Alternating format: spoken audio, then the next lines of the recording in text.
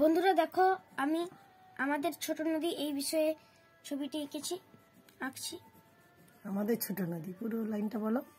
আমাদের ছোট নদী চলে আঁকে বাঁকে, বৈশাখ মাসে তার হাঁটু জল থাকে। পার হয়ে যায় গরু, পার হয় গাড়ি, দুই ধার উঁচু তার, ঢালু তার পাড়ি।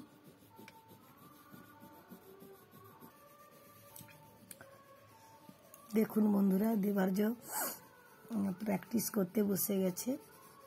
একটা প্রতিযোগিতা রয়েছে, প্রতিযোগিতার বিষয় রয়েছে আমাদের ছোট নদী চলে আঁকে বাঁকে, বৈশাখ মাসে তার হাঁটু জল থাকে। বাড়ির সামনে পুজো হচ্ছে, কালী পুজো মহোৎসব রয়েছে, মাইক বাজছে।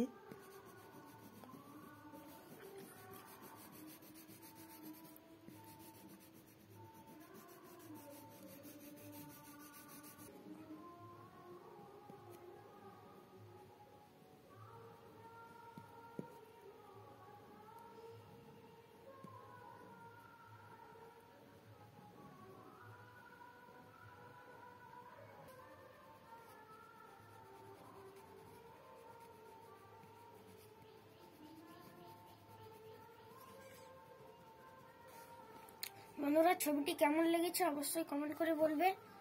ভিডিওটি অবশ্যই লাইক, কমেন্ট, শেয়ার করবে।